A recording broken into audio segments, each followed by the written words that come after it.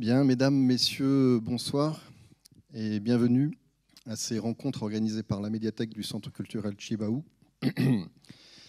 Ce soir, nous avons grand plaisir à recevoir Françoise Queyrol, qui est docteure en anthropologie, coordinatrice des presses universitaires, c'est une petite parenthèse, et chercheuse à l'Université de la Nouvelle-Calédonie, au CNEP, le Centre des Nouvelles Études sur le Pacifique.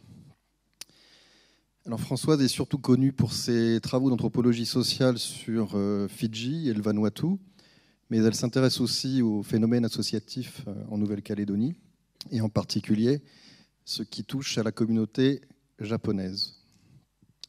Donc il sera question ce soir d'histoire, de mémoire, pour des événements qui ont été des événements douloureux, comme vous le savez, puisqu'elle l'expliquera très bien, mais les Japonais présents depuis 1892 ont subi, juste après l'attaque de Pearl Harbor en 1941, des confiscations de leurs biens et une déportation pour les hommes vers l'Australie, ce qui a laissé leur famille dans une situation relativement difficile.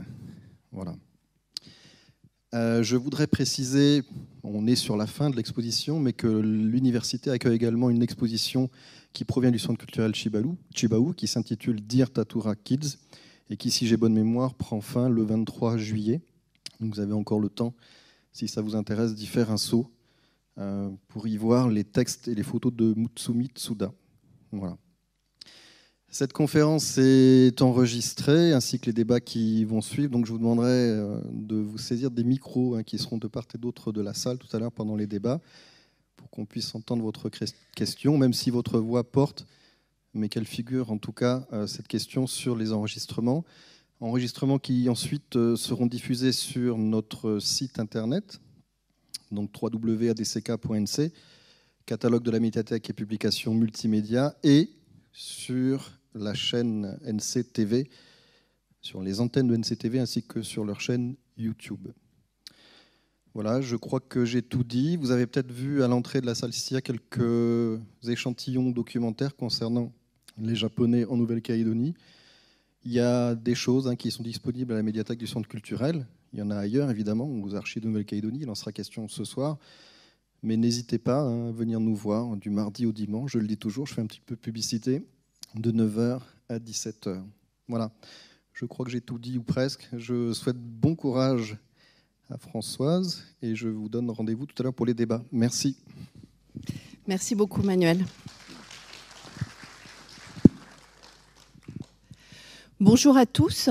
Je vous remercie vraiment d'être là ce soir. Nous allons avancer ensemble dans une histoire que vous connaissez pour la plupart, et il y a eu beaucoup de choses qui ont été faites. On connaît au moins 2 films qui sont déjà passés sur les antennes, et 2 très beaux films. Et c'est une histoire qui commence à être connue, mais beaucoup plus difficilement reconnue. Alors, tout de suite, je voudrais à la fois lever un malentendu, et puis qui pourrait être un malentendu plutôt, et puis essayer de vous expliquer un petit peu comment je mets les choses en place. Je ne suis pas historienne. Je n'ai pas fait de recherche historique sur l'histoire des Japonais en Nouvelle-Calédonie. Et la partie historique s'appuie sur un certain nombre d'historiens qui ont travaillé, effectivement. Il s'agit d'Ismet Kurtovic, de Jan Bencivento et d'autres, et Mutsumi Tsuda, qui n'est pas historienne, mais qui a vraiment fait des recherches extrêmement importantes et qui joue un rôle clé. Pour moi, l'histoire, comme l'anthropologie, comme d'autres sciences, sont avant tout, en tout cas de sciences humaines, sont avant tout des sciences sociales. Vous savez que dans d'autres domaines ailleurs, on ne met pas de frontières entre les disciplines autant qu'on les met en France, par exemple. Moi, ma discipline est l'anthropologie. Mais l'anthropologie n'est pas simplement le fait de regarder des structures sociales et quelque chose qui flotte dans l'air. L'anthropologie, on s'intéresse effectivement à l'histoire, dans le sens où plutôt au travail sur la mémoire et à la reconstitution du passé. J'ai moi-même découvert, en étant extrêmement touchée, cette histoire des Japonais. Je vous en reparlerai, je vous donnerai un peu le contexte de cette découverte. Et il s'agissait à ce moment-là de l'année 2012. Ensuite, je n'ai eu de cesse, d'une certaine manière, de réfléchir et d'essayer de comprendre à la fois le contexte, non pas de cette histoire, mais de ce que l'on en fait aujourd'hui, de ce qu'il est possible d'en faire aujourd'hui. Et si elle m'intéresse, et elle m'intéresse toujours aujourd'hui de cette manière-là, c'est moins pour faire des recherches historiques, d'autant plus que nous en reparlerons, mais il y a effectivement des chercheurs qui commencent à travailler sur ces thèmes, malheureusement à l'extérieur, je reviendrai dessus. Mais surtout, c'est un magnifique exemple de quelle histoire pour quel pays. Et c'est vers là que je vais essayer de vous proposer de me suivre aujourd'hui. Donc, pour tous ceux qui connaissent déjà cette histoire, je vais vous présenter mes excuses parce que je vais être obligée d'en reparler et donc de redonner des étapes. Et puis pour certains, vous connaissez ces étapes mieux que moi. On en avait déjà parlé à l'université. Mais en tout cas, ce qui m'intéresse là particulièrement, c'est, outre donc la présence japonaise en Nouvelle-Calédonie, ça va être vraiment le début, il faut avoir des données historiques bien évidemment. Ce qu'il y a dans un deuxième point, ce que j'évoquerai, c'est que l'histoire, ce n'est pas quelque chose de froid, et que toute l'histoire de la Nouvelle-Calédonie, c'est pour ça que la présence en fait des Japonais en Nouvelle-Calédonie, et ce travail de mémoire m'intéresse particulièrement, c'est que l'histoire, elle est faite d'émotions, elle est faite d'affectifs, ce n'est pas une histoire froide, et c'est en cela, je reviendrai dessus, que l'histoire des Japonais est particulièrement, enfin des descendants des Japonais, pardon, est particulièrement intéressante. Donc ça sera le point 2. Ensuite, il y a un contexte très particulier aujourd'hui dans lequel cette histoire à la fois s'inscrit, mais dans lequel aussi pourraient s'inscrire d'autres types d'histoires. Et c'est là aussi où c'est vraiment quelque chose qui m'intéresse particulièrement et qui relève à la fois de l'anthropologie. Je ne suis pas la seule à me poser ces types de questions, mais bien évidemment aussi des disciplines historiques et de manière plus globale de l'ensemble des disciplines des sciences sociales. Et c'est pour ça aussi que le quatrième point que j'aimerais traiter ce soir avec vous, qui est vraiment un questionnement sur que fait-on ici, aujourd'hui, alors que maintenant nous avons la main sur l'histoire que nous pouvons effectivement donner aux enfants, et ce qui veut dire aussi que nous avons la main sur toute la latitude de formation des citoyens de demain, ou en tout cas des enfants et des jeunes qui vont continuer de construire ce pays. Et je pense que nos disciplines ont un rôle à jouer particulièrement important, et c'est là-dessus que je voudrais revenir, parce que je pense très sincèrement qu'il y a des manques. Et nous avons des outils extraordinaires entre les mains, et je pense qu'on pourrait effectivement aller beaucoup plus loin. Donc, je vais commencer par le premier point, qui est la présence japonaise en Nouvelle-Calédonie. Donc, de la présence japonaise en Nouvelle-Calédonie aux familles laissées pour compte. Je vais vous donner tout d'abord dans cette histoire, donc je répète, vous êtes beaucoup à connaître, juste quelques clés et quelques chiffres qui permettent de regarder les choses. En 1938, on a à peu près des familles de Japonais qui sont établies, dont 207 familles sur l'ensemble de l'île. Plusieurs détiennent des compagnies minières. Beaucoup sont mariés avec, chose très caractéristique de l'histoire des Japonais, des femmes qui viennent de toute origine de la Nouvelle-Calédonie. Dans ce monde extrêmement ghettoifié, on pourrait dire, de la Nouvelle-Calédonie, de cette colonie, les Japonais semblent traverser ces ghettos, dans le sens où on les retrouve partout. Je suis persuadée que le paysage calédonien, avant la Seconde Guerre mondiale, se lie pour beaucoup à travers la présence japonaise. C'est Palombo qui remarque que les Japonais, à cette époque-là, en fait, détiennent le commerce de la pêche. Ils plantent énormément. Ils sont partout. Il suffit d'interroger nos propres parents qui nous disent « oui, on se souvient, il y avait un tel qui était ailleurs, par exemple. Et puis, il y avait la famille un tel. Et puis, il y avait nos amis à l'école, etc., etc. » Et tout d'un coup, il se passe quelque chose où il n'y a plus personne. Et il se passe quelque chose où le paysage, j'en suis persuadée, il faudrait arriver effectivement à ouvrir des études qui permettent de le montrer, où le paysage de la Nouvelle-Calédonie va basculer, va changer. Et cette chose, c'est bien évidemment l'entrée en guerre, le fait que les Japonais sont considérés comme des ennemis, et c'est le lendemain de l'attaque de Pearl Harbor, donc en décembre 1981, quand les Japonais sont arrêtés. Ces Japonais sont arrêtés, beaucoup sont des citoyens français. Beaucoup aussi repartent avec les quelques familles quand leurs femmes sont japonaises. Certains ont même des enfants qui sont enrôlés dans l'armée et qui vont se battre du côté de la France. Cela n'empêche pas de les arrêter avec un terme très particulier qui est un terme qui dit bien ce que ça veut dire, c'est-à-dire qu'ils vont être ramassés. Vous connaissez la suite pour la plupart. Ils sont mis au bagne, plutôt au théâtre de l'île, on dirait aujourd'hui à Nouville, et puis ils partent sur des bateaux. Ils partent dans plusieurs lieux de détention en Australie, où vraisemblablement les choses ne se passent pas mal du tout, ils ont à manger, etc., etc. Mais à la fin de la guerre, pour ceux qui reviennent ou qui ont envie de revenir, cela leur est absolument interdit. C'est une caractéristique vraiment très particulière de cette histoire. Ils ne peuvent pas revenir. Et puis, surtout, ils ont laissé, pour beaucoup, des femmes, des enfants, qui se retrouvent tout d'un coup seuls, totalement seuls et totalement démunis.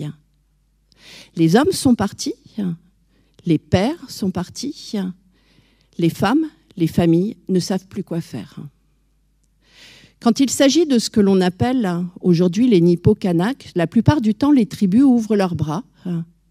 Et puis, les enfants et les femmes se refondent dans leur famille. Les familles les accueillent, etc. Des transmissions particulières, il n'y en a pas eu. La plupart des Japonais présents en Nouvelle-Calédonie n'ont pas appris le japonais à leurs enfants. Il y avait vraiment très peu d'objets. Et de toute manière, les objets, comme les propriétés, comme les mines, comme tout ce que l'on peut imaginer, comme les magasins, etc., il y a eu des scellés mis sur l'ensemble des objets et des propriétés. Ce qui fait que les femmes qui sont restées seules avec les enfants se sont retrouvées aussi économiquement dans une position terriblement difficile. C'est une histoire particulière qui n'est pas propre à la Nouvelle-Calédonie. Mais c'est une histoire qui fait poser des questions sur la manière dont marche la mémoire et sur la manière dont les choses se mettent en place. Pourquoi ces femmes, ensuite, se sont retrouvées dans de telles situations? On a parlé du problème économique. Mais ce qui se passe aussi, c'est quelque chose qui ressort lors des interviews et qui est vraiment extrêmement à la fois intéressant et à la fois terrible. Les femmes laissées ont peur. Elles ont honte. Elles ont pactisé avec l'ennemi. Elles sont extrêmement en colère contre leur mari qui les ont laissées. Ça, c'est une chose. Mais surtout, elles n'ont aucune envie, vu le contexte, de réapparaître et aucune envie d'aller se plaindre ou de faire quoi que ce soit.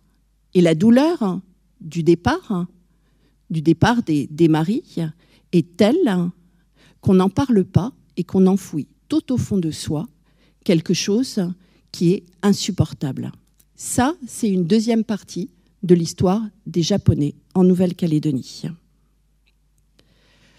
Ce qui m'a énormément touchée quand j'ai découvert cette histoire, c'est le fait que l'on m'a dit, pour les descendants, les enfants de ces femmes, on voyait bien qu'il y avait quelque chose qui n'allait pas, il y avait une souffrance terrible. On n'arrivait pas vraiment à savoir ce qu'il en était.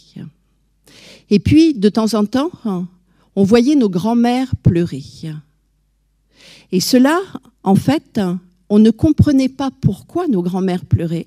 On ne comprenait pas pourquoi notre mère, notre père ne nous racontaient pas cette histoire. Et il y avait là un peu, je suis désolée de prendre ce mot-là, mais une sorte de cadavre dans le placard. Et il fallait bien arriver à ouvrir le placard et à comprendre ce qui se passait. C'est qu'ainsi qu'a commencé, peu à peu, autre particularité de l'histoire des Japonais en Nouvelle-Calédonie, un travail assez extraordinaire mené par quelques personnes, dont beaucoup sont là dans cette salle, et qui ont peu à peu réouvert le livre de leur histoire. Face à des personnes, face à des mères et des grands-mères qui ne voulaient pas parler, et de manière générale, face à la douleur aussi de revivre effectivement des événements qui avaient été vécus et qui étaient tellement forts. Il y a eu, par rapport à cette histoire, des lectures particulières.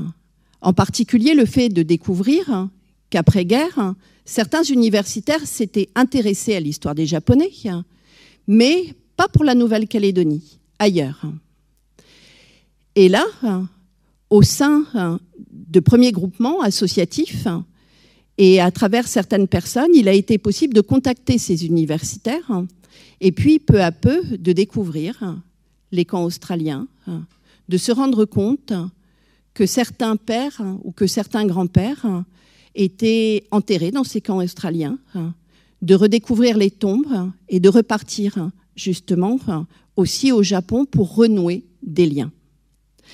C'est un travail extrêmement minutieux de retissage, pourrait-on dire, de connexion, on dirait aujourd'hui, de manière à pouvoir, entre la Nouvelle-Calédonie, l'Australie et le Japon, continuer cette histoire et puis surtout pouvoir comprendre et pouvoir retisser les liens. Ça, c'est une chose. Il y a eu aussi, d'une autre manière, quelques hasards qui sont d'autant plus à souligner qu'on est au centre Chibaou. Emmanuel Chibaou, par exemple, part au Japon.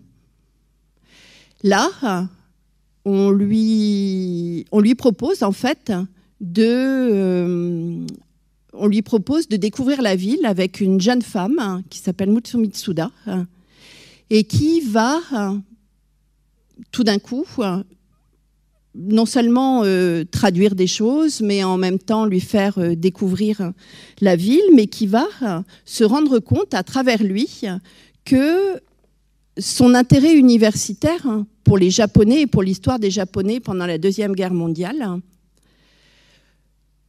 pouvait être enrichi par le fait qu'en Nouvelle-Calédonie, il y avait eu une histoire telle que celle-là. Mutsumi Tsuda est invitée, c'est une artiste, une universitaire, elle est invitée à venir en Nouvelle-Calédonie et elle fait une première exposition de photos qui va être extrêmement importante. Parallèlement, l'amicale japonaise commémore en fait le 100e anniversaire de la présence des Japonais, puis les choses sont lancées de cette manière et Mutsumi Tsuda écrit un livre à travers une fiction, elle va reconstruire d'une certaine manière la vie d'un couple dont elle a retrouvé non pas les écrits, mais ce sont des voies un petit peu détournées. Elle a découvert des écrits qui racontaient la vie d'un co-détenu et qui étaient des écrits et des lettres adressées en fait à une personne dont vous voyez ici les photographies. Ce livre, édité par Gilbert Bladinière, a été extrêmement important. Il a fallu bien sûr que Mutsu Mitsuda vienne. Il a fallu qu'elle interroge les descendants de cette famille. Et à travers une fiction, s'est reconstituée une fiction qui n'était pas qu'une fiction, qui était vraiment avec à la base des données historiques, mais reconstituée. On a ainsi un petit peu, non seulement été beaucoup plus loin dans cette histoire, mais en même temps, peu à peu, les langues ont commencé à se délier. La communauté japonaise, je reviendrai sur ce mot-là, parce qu'on dit facilement ce genre de choses en Nouvelle-Calédonie, mais en fait, il ne s'agit ni d'une communauté, ni japonaise à proprement parler. Mais nous avons, tout le monde le sait, affaire à des personnes qui sont d'une discrétion absolue. Au moment où, après la Seconde Guerre mondiale, cette intégration silencieuse a été absolument nécessaire. Mais même aujourd'hui, dans certaines interviews, on se rend effectivement compte que parler est encore terriblement difficile. À la fois parce que personne n'a envie de se mettre en avant, mais aussi parce que les choses continuent à porter de la douleur et continuent ainsi à poser une émotion particulière sur une histoire qui n'est toujours pas réglée. Quand je vous disais que les Japonais, qui n'avaient qu'une envie, pour beaucoup, c'était revenir en Nouvelle-Calédonie, n'ont pas pu le faire, c'est bien parce que leurs biens avaient été placés sous séquestre, mais d'une certaine manière ainsi, et ainsi, pas que d'une certaine manière, mais placés sous séquestre, puis attribués, vendus aux enchères, et les mines, les propriétés, les magasins, etc., sont passés dans d'autres mains. Si vous vous intéressez effectivement à cette donnée, vous pouvez lire la thèse de Palombo, où effectivement vous avez le nom de certaines grandes familles calédoniennes qui ont récupéré à très bas prix l'ensemble, pas l'ensemble, mais une grande partie des biens des Japonais. Donc c'est une thèse publique que vous pouvez aller voir. Cette histoire est donc en elle-même extrêmement touchante. Elle est basée sur une injustice, on dirait aujourd'hui, absolument monumentale, mais elle se passe dans un pays où, étant de plus en plus connue, je vous le disais, elle n'est pas reconnue. Une de mes interrogations vient du fait que, en 2012, j'ai connu cette histoire en 2012, travaillant au musée, où on avait accueilli une exposition d'un ancien tatourakis qui venait présenter ses estampes en Nouvelle-Calédonie. On a, à plusieurs, et une partie des personnes sont là, pour certaines personnes de l'équipe du musée, on a trouvé cela tellement intéressant qu'en fait, nous avons commencé à suivre les diverses commémorations qui avaient eu lieu. Les commémorations ont duré non pas toute une année, mais pratiquement toute l'année. Il y a eu discours politiques sur discours politiques. Une seule fois, mais vraiment une seule fois, un homme politique a prononcé le mot de souffrance. Une seule fois. Même à Thio, alors que nous étions parmi les tombes des Japonais morts à Thio, qui ont vécu comme d'autres, mais en arrivant en Nouvelle-Calédonie dans des conditions telles d'ailleurs que le gouvernement japonais les a fait à demander à accepter qu'ils repartent. Ils ont vécu dans des conditions mais absolument épouvantables. Et là, même à Tio, la direction du nickel n'a pas évoqué du tout la réalité de ce qui s'était passé. C'est un petit peu comme si, vous savez, on a la belle formule du pays du non-dit, mais c'est un petit peu comme si, un petit peu partout, on avait des points de blocage que l'on serrait bien, de manière à ne pas aller trop loin ou ne pas ouvrir un ensemble de problématiques. C'est quelque chose d'assez étonnant sur un pays comme celui-ci. En même temps, ça l'est pas, on peut arriver à le comprendre, mais néanmoins, c'est quelque chose qui est relativement étonnant. Donc ça, pour cette histoire très particulière des Japonais. Pourquoi cette mémoire est intéressante ? Parce que quand on reconstruit quelque chose et quand on fait acte de mémoire, on n'est jamais objectif. On a des limites, on se limite, on met un ensemble de choses en place qui fait, le travail d'historien est un travail extrêmement difficile, mais il y a un ensemble de choses que l'on va reconstruire et qui ne sont pas toujours très, très faciles à analyser. Par exemple, pour la mémoire japonaise et pour ce qui a été fait dans ce cadre-là, il y a des limites qui sont extrêmement claires. Les personnes qui ont travaillé, et aussi bien au sein de l'amicale, et qui continuent d'ailleurs de retravailler dans ce sens-là, ne demandent pas à ce qu'on fasse ce qui arrive ailleurs, c'est-à-dire des demandes de pardon, à aucun moment. Ne soulève pas la question des biens japonais qui pourraient, dans d'autres lieux, dans d'autres temps, être réclamés. Cela n'a pas lieu. Par ailleurs, il y a des sortes de besoins qui passent dans cette histoire-là et que porte le livre de Mutsumitsuda, qui est, certains se reconnaîtront, par exemple, les Japonais, quand ils sont arrivés, en fait, étaient très proches des Kanaks. Ils ont été reconnus comme des personnes qui avaient une idéologie, quelque chose qui était proche du monde kanak. Et d'ailleurs, il y a eu des mariages. Or, Mutsumitsuda elle-même cite le cas de cette personne que vous voyez en disant c'est la fille d'un grand chef kanak. Oui, c'est vrai, sauf que c'est la fille d'un grand chef kanak, mais les descendants sont déjà liés à la population européenne. De fil en aiguille, on pourrait, à partir de cette histoire-là aussi, questionner l'ensemble de ces mariages. Le lien direct avec la population kanak ou avec les chefs kanak n'est pas toujours direct. Les filles qui étaient mariées étaient déjà en partie des filles qui étaient métisses.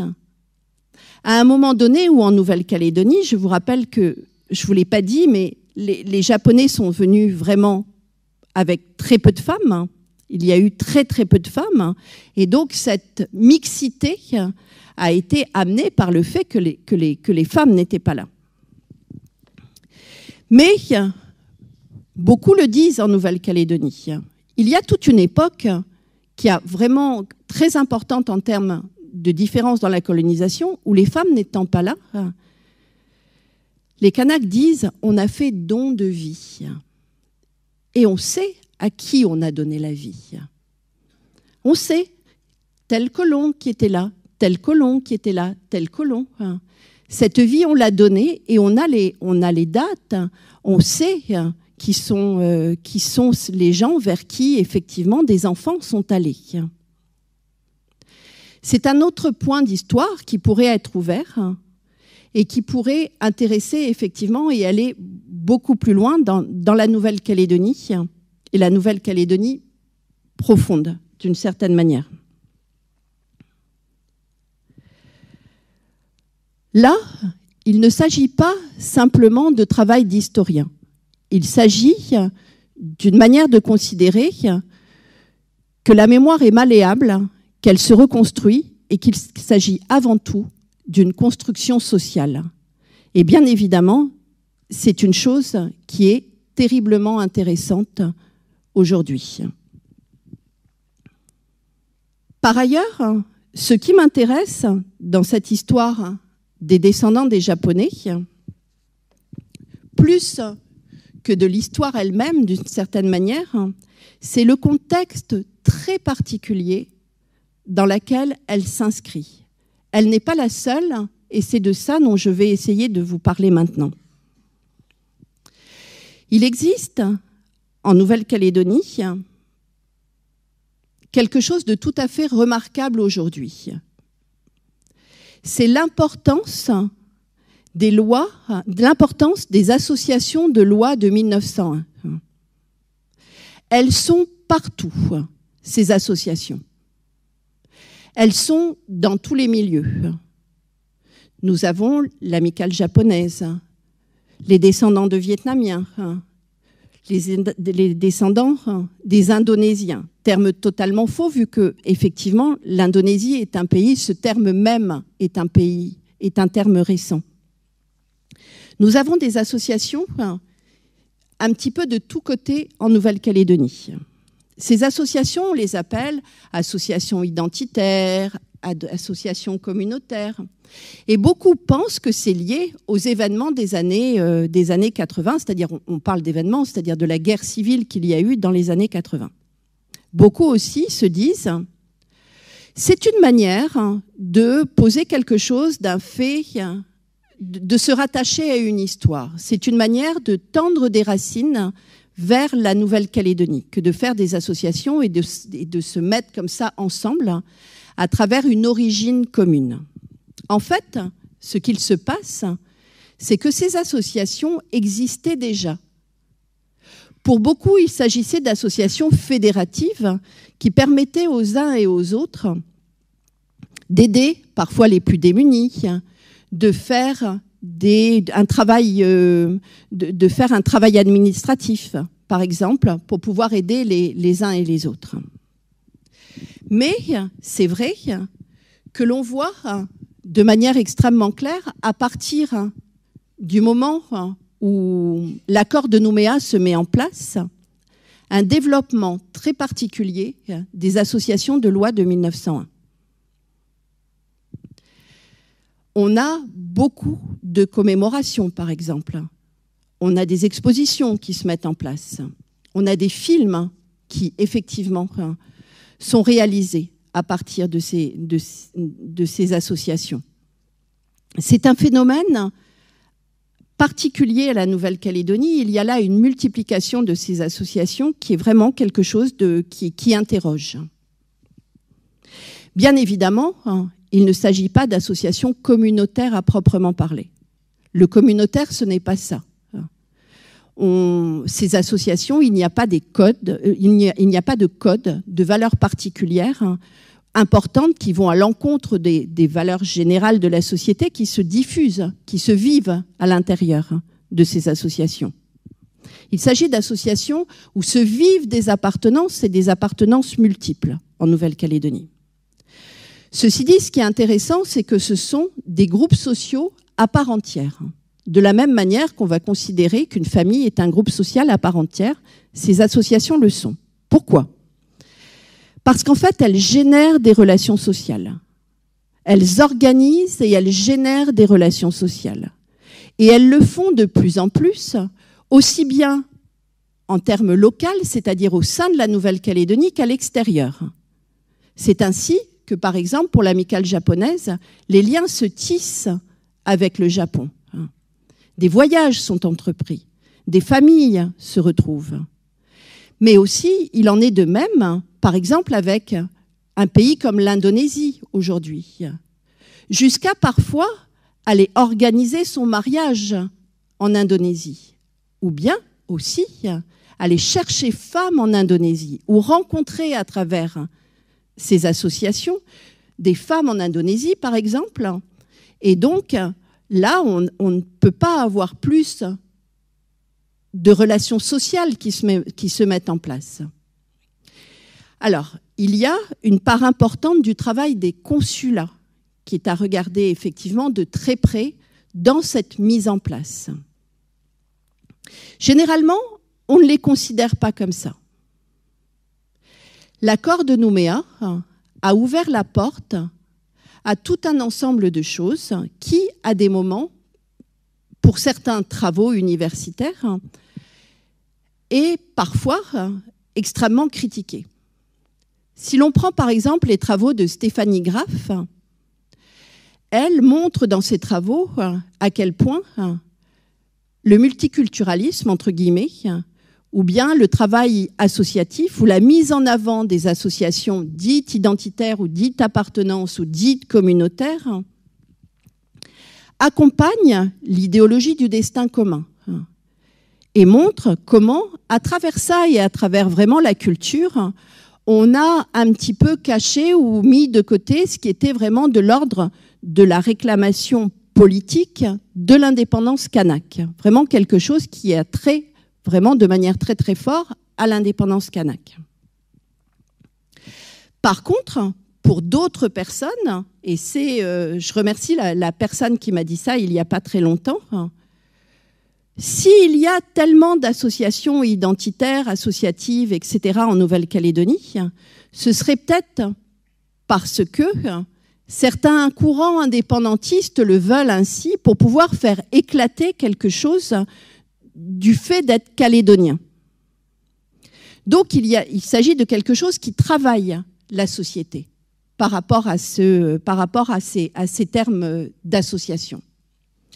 Ce que l'on voit de manière très claire, c'est qu'elles sont extrêmement courtisées, à la fois par le monde politique, mais aussi par le monde culturel lui-même.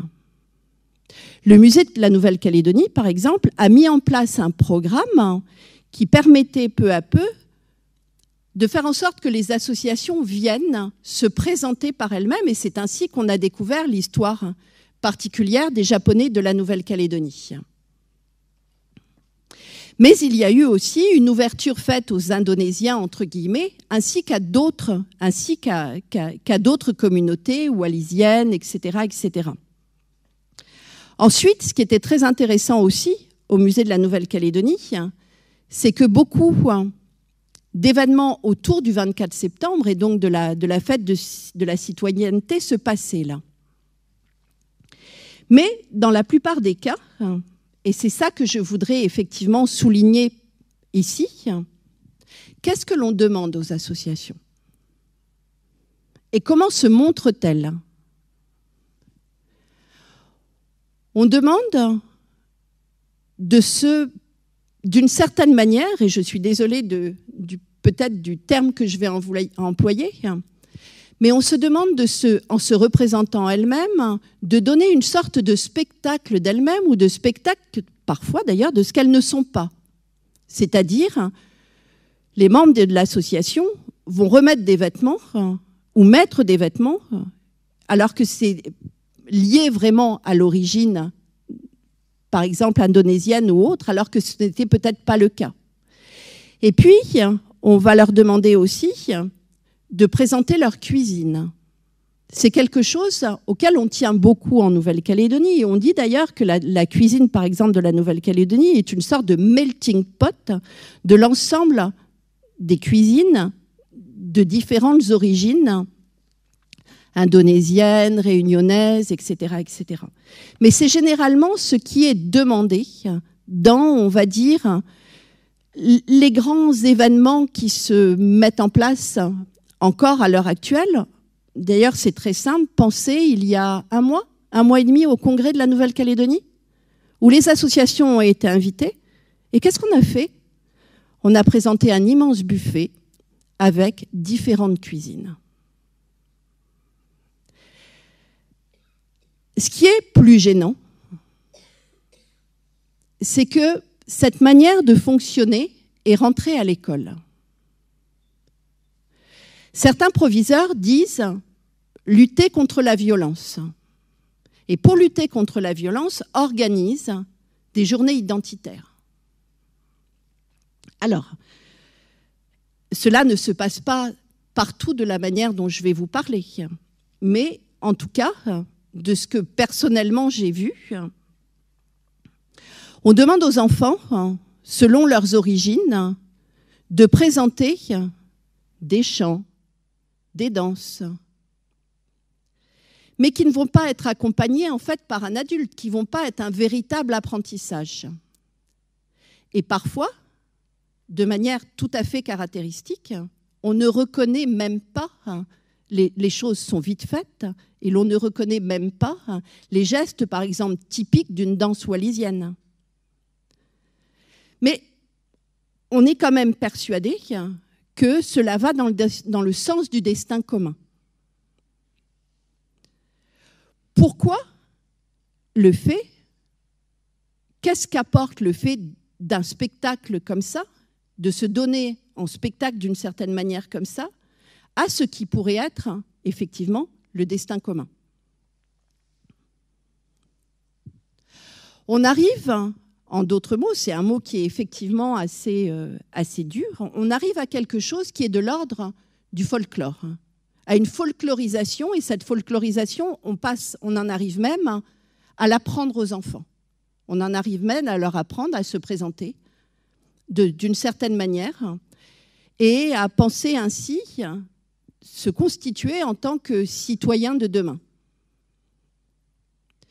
Ce que personnellement j'ai trouvé fabuleux dans l'histoire, en partie reconstruite avec l'Amicale japonaise, dans laquelle l'Amicale japonaise a énormément œuvré, ce que j'ai retrouvé vraiment de fantastique, c'est que le jour où, au musée, on a demandé aux membres de l'Amicale, alors on va ouvrir cette exposition concernant les estampes.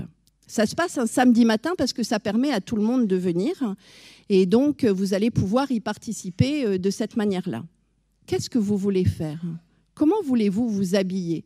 Qu'est-ce que vous voulez présenter ? Et là, c'était, mais non.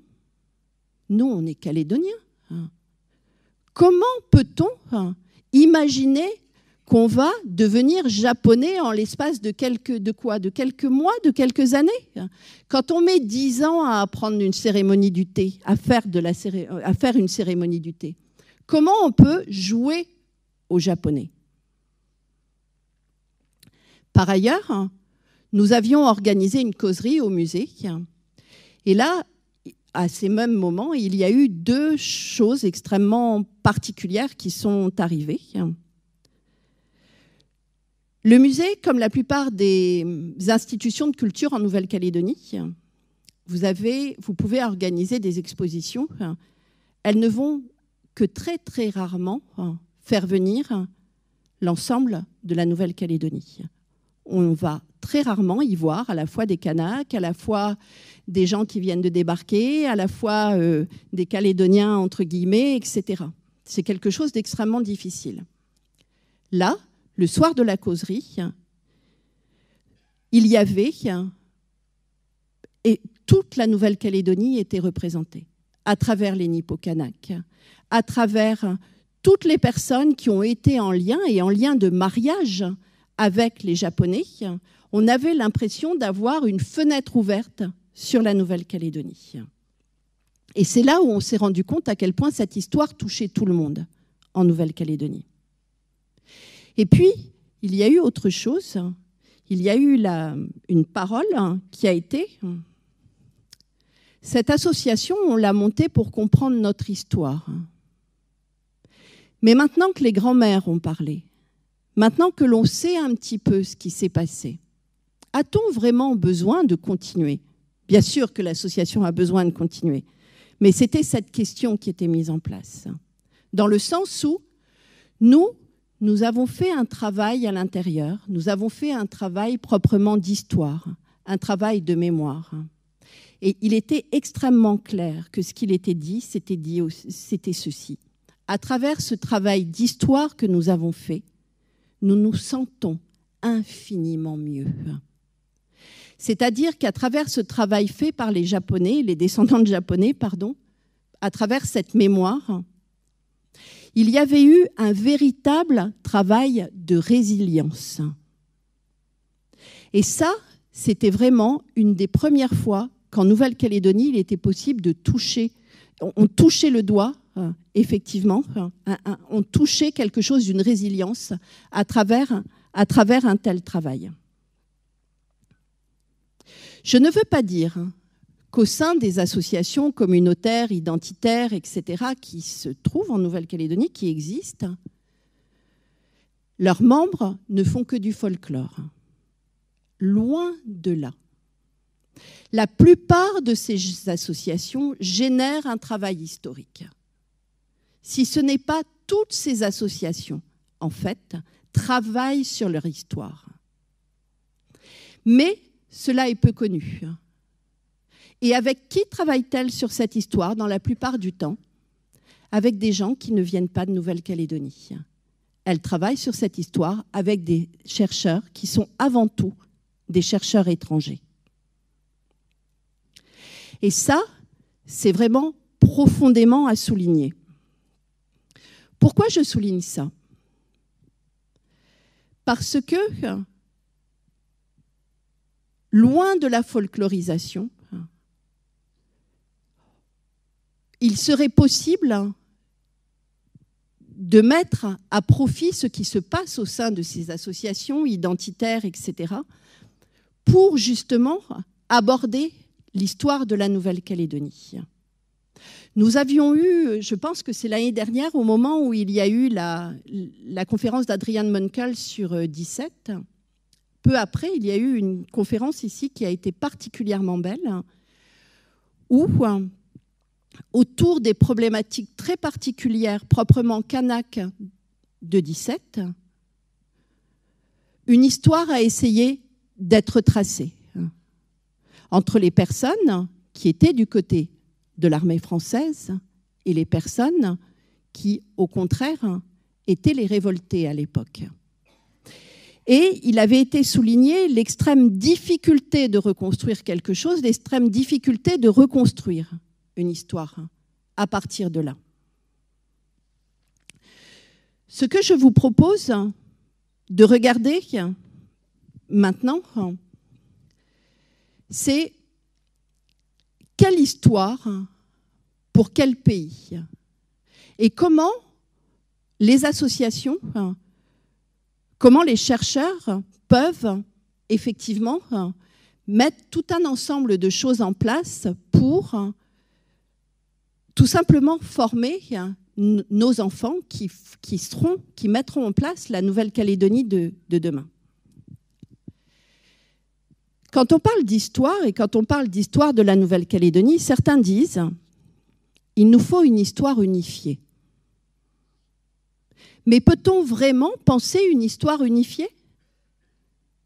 Alors qu'on ne sait toujours pas si l'on fait partie tous de la même société? Est-ce que nous avons une seule société en Nouvelle-Calédonie? D'un point de vue institutionnel, oui. Mais d'un point de vue des valeurs, une société, ce sont des valeurs différentes, des pratiques différentes. Nous avons une juxtaposition de sociétés différentes. Comment peut-on unifier quelque chose qui serait un discours historique? Comment peut-on présenter une histoire de la Nouvelle-Calédonie? D'ailleurs, cela fait bien longtemps que les théoriciens de l'histoire ou les spécialistes de l'histoire, ailleurs, posent cette impossibilité-là. Ce n'est que dans certains manuels scolaires, que dans les manuels scolaires, parce qu'il faut bien présenter une histoire nationale, que l'histoire est unifiée. Mais il y a différents types d'histoires. On a des outils particuliers pour travailler sur ce genre de choses. En fait, les noms que je vous ai mis là, ce sont des personnes à travers lesquelles se sont posées ce type de questions. Sans revenir sur Marshall Sahlins, je voulais vous parler d'Hartog qui, lui, avait mis en place le concept de régime d'historicité. Toutes les sociétés du monde ne pensent pas l'histoire, le temps, de la même manière. Toutes ne donnent pas la même valeur à l'histoire. Donne-t-on plus de valeur au passé? Vivons-nous dans le présent, ce qui a l'air de se faire de plus en plus en Occident, une sorte de présent qui s'étale. Accordons-nous aux faits historiques une valeur beaucoup plus grande que le présent ou qu'au futur? Chaque société a sa manière de penser l'histoire. Et quand on remet en place ou qu'on regarde de manière extrêmement attentive ce qui se passe en Océanie, nous avons aujourd'hui un certain nombre de personnes, comme Chris Ballard par exemple, qui vraiment non pas militent, mais montrent à quel point, pour les sociétés du Pacifique, pour les sociétés qui ont effectivement été des sociétés colonisées, avec une histoire problématique, une histoire importante. Parce que l'histoire est une histoire d'émotion, parce que l'histoire a beaucoup à voir avec l'affectif, et parce qu'on ne fait pas une histoire nationale en plus d'un siècle, ça prend effectivement extrêmement longtemps, demande à ce qu'on puisse avoir une ouverture sur ce qu'on appelle les multi-histoires. Et que ces multi-histoires-là, elles soient représentées. Ces multi-histoires, on puisse travailler dessus, c'est-à-dire demander, à travers les communautés ou pas, mais quelles sont toutes les histoires de la Nouvelle-Calédonie? Ce ne sont pas des petites histoires, mais toutes ces manières particulières de regarder les choses différemment, tous les vécus différents de Nouvelle-Calédonie. Et si un jour une histoire arrive, si un jour il est possible de mettre en place quelque chose d'une histoire, elle se fera à travers cette manière d'aborder les multi-histoires. On ne peut pas, effectivement, construire sur l'oubli. On ne peut pas construire sans une reconnaissance de ces multi-histoires en Nouvelle-Calédonie et d'un endroit, d'un lieu ou de plusieurs endroits où cette histoire se ferait, où ces histoires se feraient.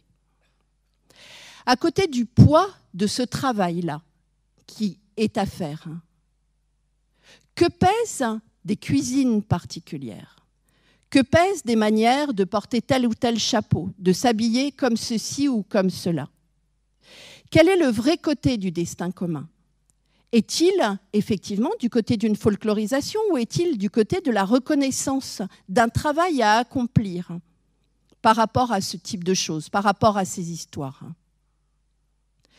Nous avons donc tout un ensemble d'outils sous la main, et en particulier pour les historiens, tout un ensemble d'outils théoriques. Avons-nous d'autres outils?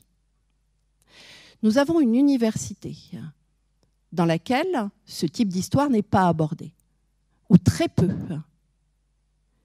Mais n'y a-t-il pas à l'université justement des gens à former pour demain et surtout ces gens-là, chaque étudiant en Nouvelle-Calédonie, chaque personne née sur le territoire, ne représente-t-elle pas une part de ces multi-histoires?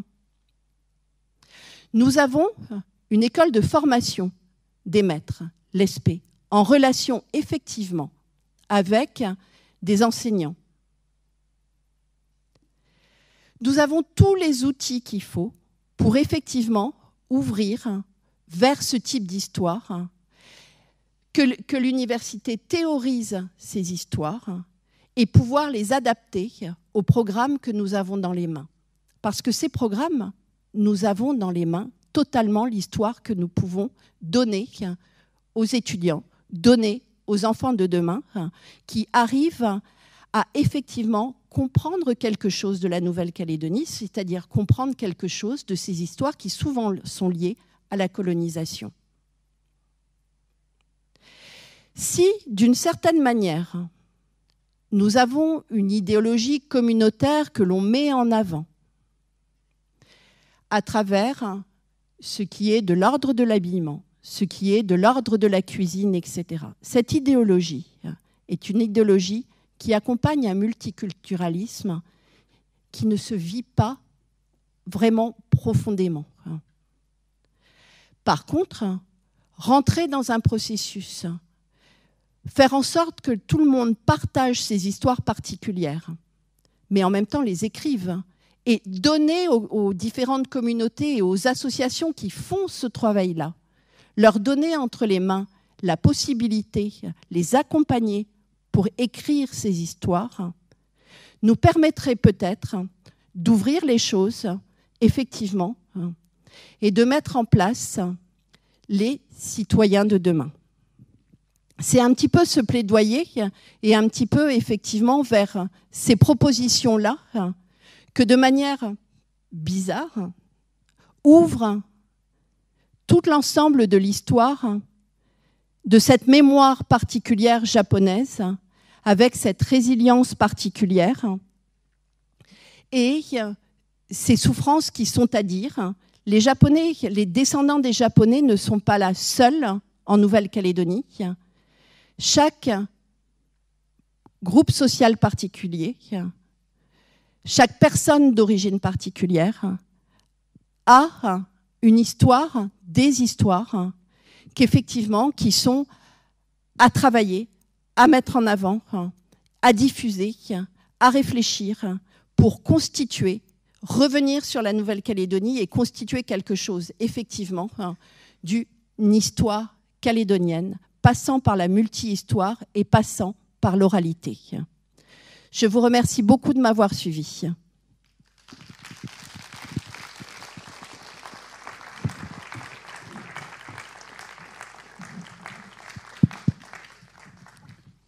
Bien, nous voilà au temps des questions-réponses. Vous avez un micro de part et d'autre de la salle qui est à votre disposition.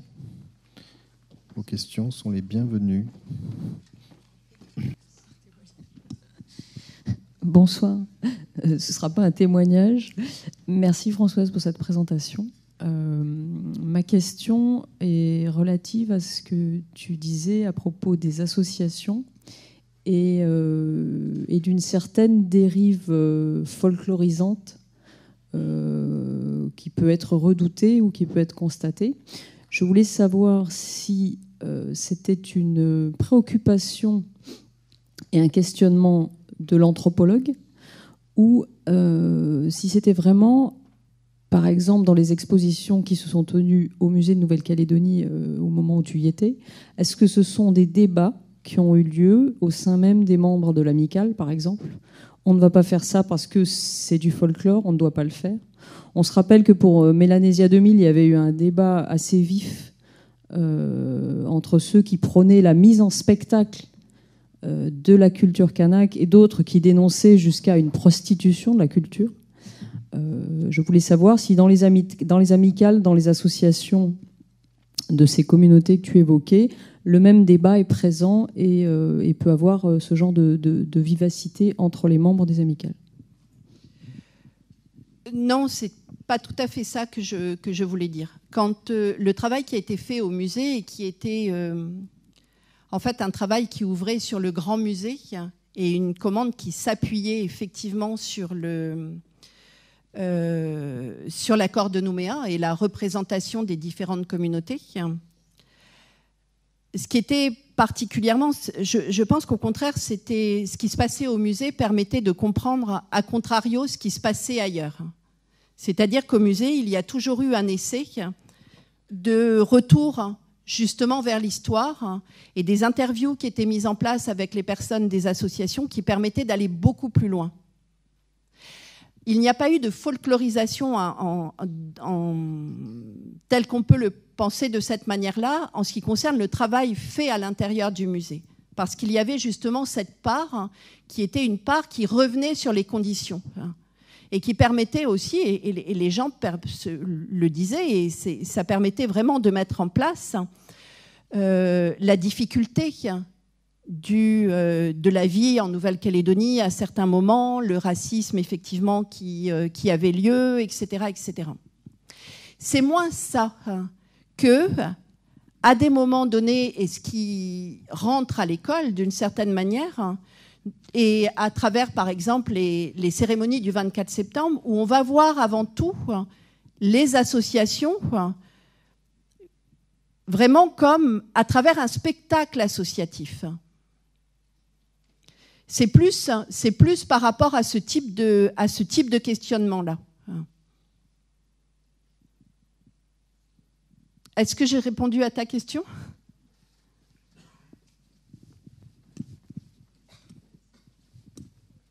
Ce qu'il faut savoir aussi, c'est que les associations ont tout un travail aussi.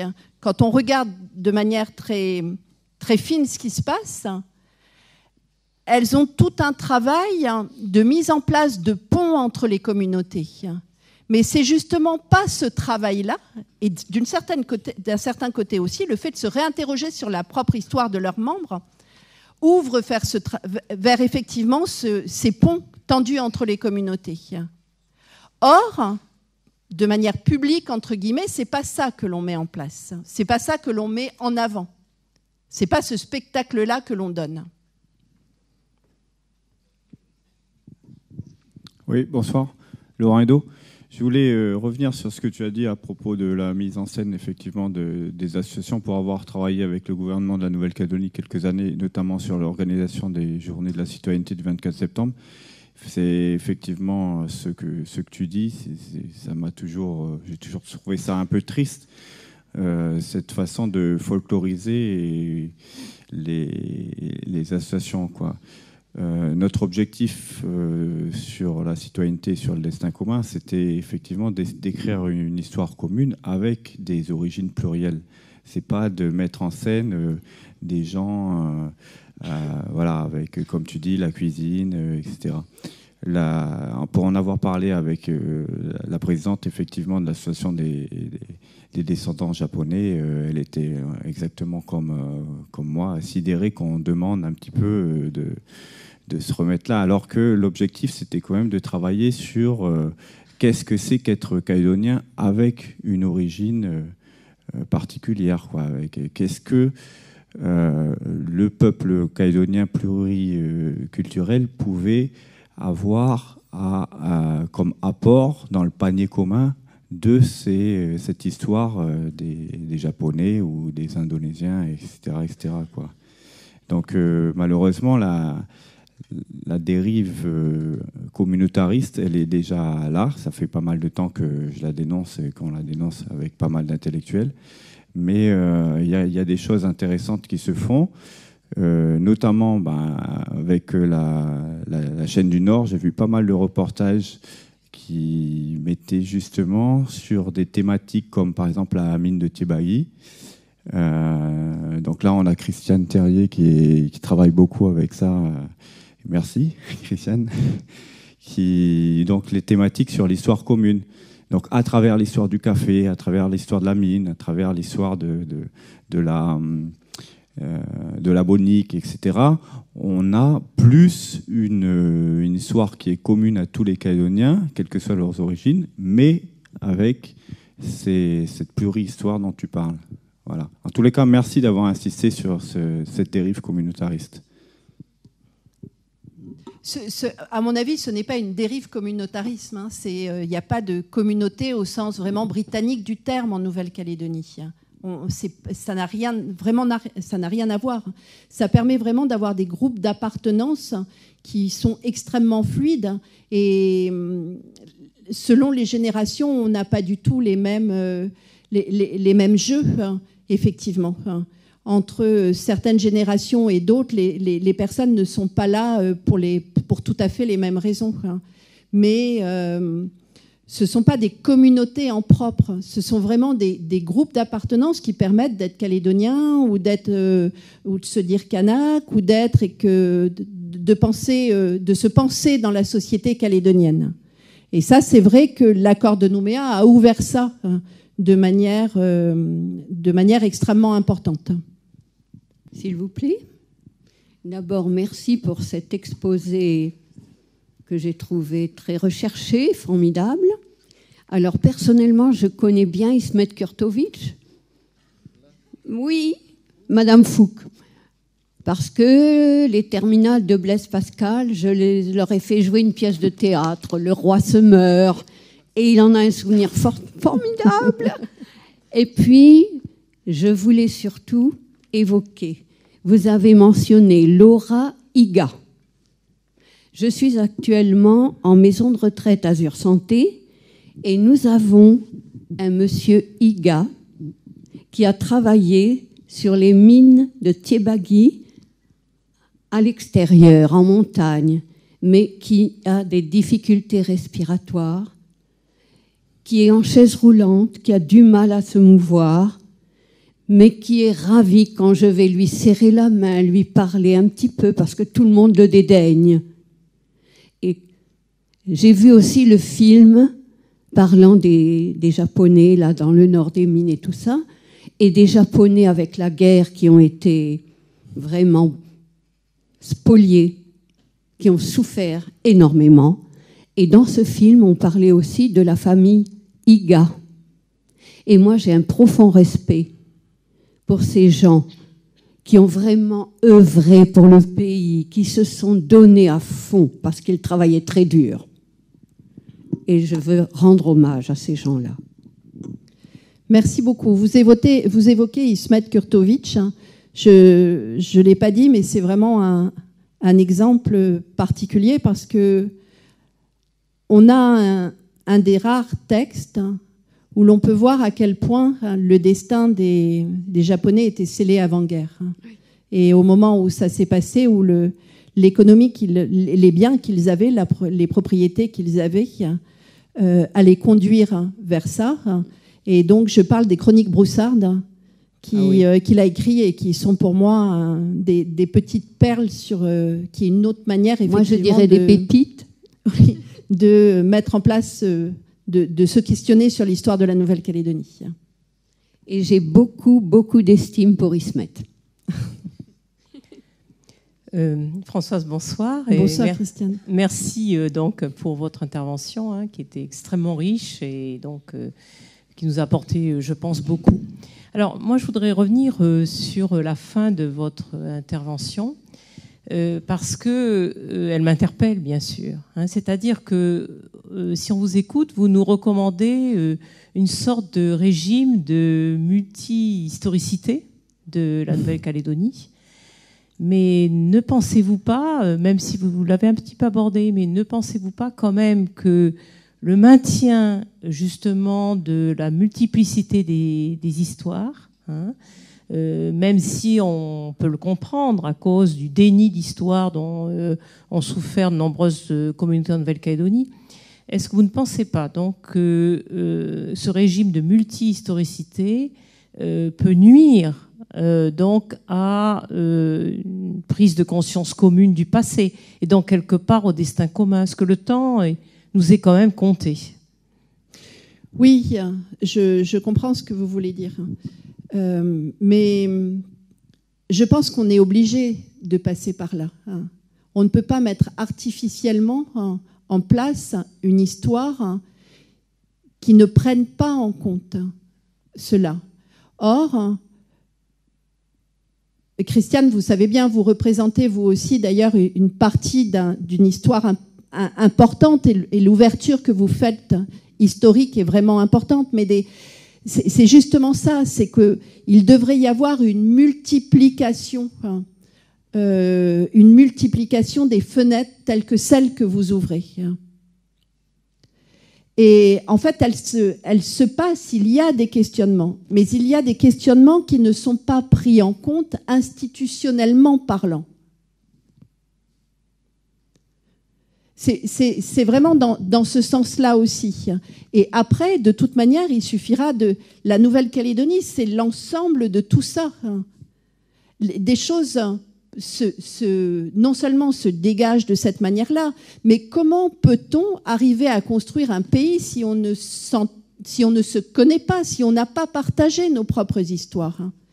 Vous avez vu le nom de Benjamin Stora qui revient aujourd'hui même sur le fait qu'en France aujourd'hui, après les attentats terroristes, il y a tellement peu de choses réglées avec les musulmans en France que du coup, on est à des limites de dérive systématique.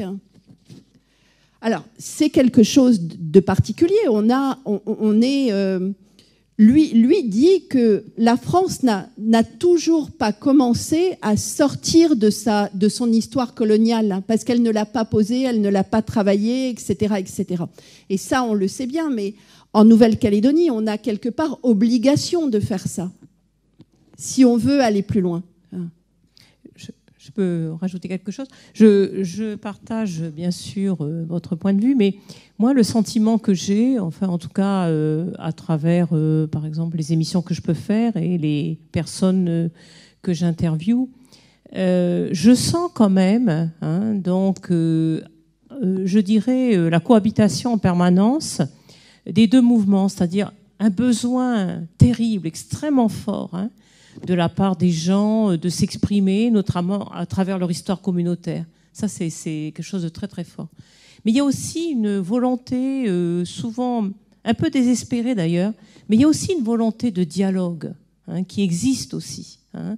Donc, moi, j'y vois quand même de l'espoir, peut-être aussi parce que je sais pas, j'ai une nature optimiste et que je refuse le pessimisme, peut-être pas réaliste d'ailleurs. Mais je trouve que, si vous voulez, dans toutes les démarches qui sont faites, donc les démarches dont vous avez parlé à travers les associations, donc qui ont des relais historiques, je trouve qu'il y a vraiment quand même, si vous voulez, la cohabitation de ces deux aspects-là, c'est-à-dire parler de soi-même, quelque part obtenir une reconnaissance aussi. Il y a un déni de reconnaissance qui est toujours très présent, qui est extrêmement fort. Mais il y a quand même aussi, à travers la reconnaissance, la volonté d'être reconnu, il y a aussi quand même, me semble-t-il, la plupart du temps, une volonté de dialogue, une volonté d'ouverture, de communication avec l'autre. Oui, bien sûr, vous avez tout à fait raison, mais ce que j'essaie de vous dire aussi, de dire aussi, c'est que on est justement très resserré dans le temps. Or, nous avons la main sur nos programmes, c'est-à-dire que nous formons aujourd'hui les citoyens de demain. Ça veut dire ceux qui vont être en paix les uns avec les autres ou ceux qui ne seront pas en paix les uns avec les autres. C'est aussi de ça dont je parle. C'est-à-dire que, en reprenant cet exemple-là, qui est un exemple un peu bateau, entre le fait de présenter des danses indonésiennes ou wallisiennes faites par les enfants sans qu'ils aient été encadrés, où ils ont appris des choses très très rapidement, ne vaut-il pas mieux inviter, et je sais que Marie-Jo Michel le fait, inviter des représentants d'associations qu'ils se posent et qui disent « voilà notre histoire ». À l'école, dans l'école, les faire rentrer dans l'école. Voilà notre histoire. Et ça, c'est des choses qui sont faites à minima. On ne va pas construire un destin commun avec à regarder les vêtements des uns et des autres. Enfin, mon exemple est un peu bateau, mais je ne l'invente pas. Excusez-moi de reprendre à nouveau la parole, parce que je ne voudrais pas que pour l'assistance ce soit uniquement un dialogue entre toutes les deux. Mais je veux dire, l'histoire de la Nouvelle-Calédonie, elle est aussi enseignée dans les manuels. Mais quand je vous écoute, moi qui ai beaucoup participé d'ailleurs aussi au manuel, je sens peut-être la crise, ou la difficulté quand les différentes populations de Nouvelle-Calédonie à s'identifier à l'histoire qui s'exprime dans ces manuels. Oui. Ça, c'est une réalité. Donc, pourtant, je pense pouvoir témoigner que les gens qui ont participé l'ont fait avec le désir, justement, d'un dialogue, d'ouverture. Il y a eu des réécritures de ces manuels au fur et à mesure de l'avancée de l'historiographie de la Nouvelle-Calédonie. Ils ne sont pas figés entre ce qu'on a écrit dans les années 60 et ce qu'on a écrit plus récemment. Il y a eu une évolution et une ouverture, en général, de plus en plus grande aux communautés, aux problématiques aussi à l'échelle du Pacifique. Mais j'ai le sentiment, justement, que c'est un outil, donc c'est vrai que ça interpelle, que c'est un outil dans une partie de la population calédonienne, si ce n'est même la totalité, qu'elle n'arrive pas à s'approprier quelque part. Donc évidemment, moi, en tant qu'auteur de manuel, utile de vous dire que ça m'interpelle fortement. Hein.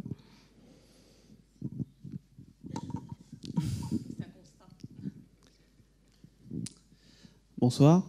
Tout d'abord, merci Françoise. Voilà. Merci beaucoup Françoise pour ta conférence qui était à titre personnel très intéressante dans le sens où, comme vous venez de le dire, c'est vrai qu'elle participe un petit peu à cette construction citoyenne en Nouvelle-Calédonie qui consiste à mon sens à mieux connaître toutes les composantes de la population néo-calédonienne. Donc en tout cas merci pour ça, pour nous faire redécouvrir cette histoire méconnue. Des Japonais en Nouvelle-Calédonie, en tout cas. Je voulais revenir sur un terme qui me semble intéressant, mais que tu n'as pas utilisé dans cette conférence. Alors, c'est pas une critique, c'est juste une remarque. Alors, c'est pas une remarque uniquement sémantique, c'est plutôt par rapport à un concept qui est totalement adapté, à mon sens, pour décrire des groupes comme ça, humains, qui regardent entre l'ici et l'ailleurs. Qui sont présents dans plusieurs endroits dans le monde, le terme de diaspora. Alors je ne sais pas si la non-utilisation de ce terme est volontaire ou pas de ta part, si ça reflète quelque chose. Pourquoi je dis ça ? Parce que pour avoir étudié la diaspora wallisienne en Nouvelle-Calédonie, c'est vrai qu'on retrouve cette particularité à travers la multiplicité d'associations en 1901. On retrouve cette particularité chez toutes les diasporas, dans cette volonté de vouloir créer des ponts entre l'ici et l'ailleurs, entre les différentes communautés présentes sur place, et de cristalliser finalement des repères identitaires, sociaux et territoriaux pour pouvoir garder un lien avec la terre d'origine. Alors, pourquoi ne pas utiliser ce terme-là pour la population japonaise ? Voilà. Merci beaucoup. En fait, aujourd'hui, on ne peut pas parler de diaspora pour la population japonaise, puisqu'il n'y a pas de population japonaise à proprement parler. Il y a des descendants de Japonais. Mais après, tu soulèves une question qui est, à mon avis, extrêmement importante et qui touche particulièrement, justement, ce qu'on appelle la communauté wallisienne. Y a-t-il une communauté wallisienne ? Les gens sont venus à des moments différents, sont intégrés de manière différente, ne mettent pas en place les mêmes valeurs selon si on est des hommes, si on est des femmes, où on habite, à quel moment garde-t-on des liens avec Wallis, etc. Je pense qu'effectivement, le fait de ne pas parler de diaspora en Calédonie interroge. C'est vrai que j'en ai pas parlé, mais c'est vraiment, en fait, c'est quelque chose qui, moi, m'intéresse justement par rapport à ce qu'on appelle la communauté wallisienne. Oui, il y a une diaspora wallisienne. Mais si on emploie le terme de diaspora, on arrive dans le même point en Calédonie. Si on emploie le terme de diaspora, peut-on vraiment parler de société, du destin commun ? Ça donne de la distance, le terme de diaspora d'une certaine manière.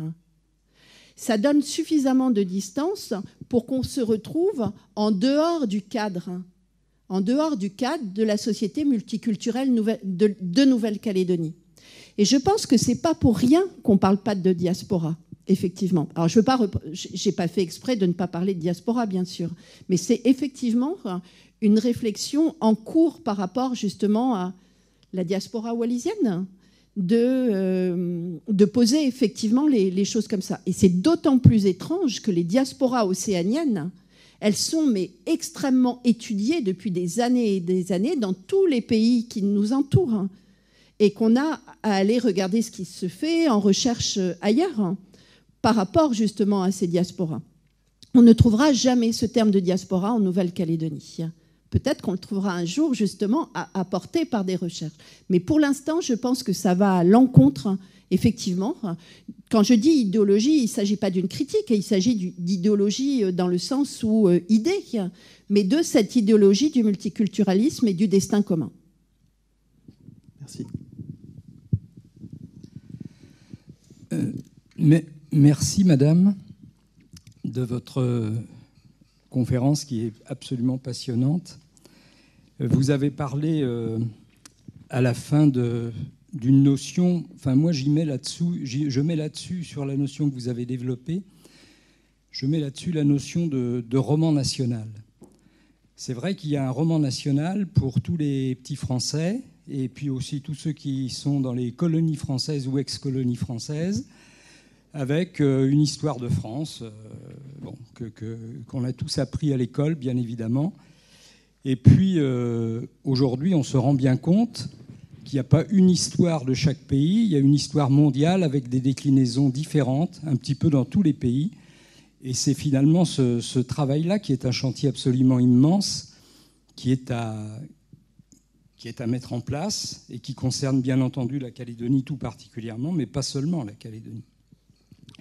Et quand on pense par exemple aux travaux en effet de Benjamin Stora, et je pense en particulier au livre qu'il a publié il n'y a pas longtemps en discussion avec Alexis Génie, le romancier qui a écrit L'art français de la guerre, eh bien, on se rend bien compte que les travaux de personnes comme Gilles Manseron, comme Suzanne Citron, comme... comment s'appelle-t-il enfin bref, il y a d'autres noms qui ne me reviennent pas. Mais toujours est-il qu'on est effectivement là où l'Américain Benoît Anderson, on se rend bien compte qu'en effet, il y a tout un travail qui est à faire et qui va bien au-delà des frontières de la Calédonie. Alors sinon, comme la vie m'a fait pendant un certain nombre d'années administrateur de l'éducation nationale, j'ai été à une période de ma vie confronté aux questions des langues.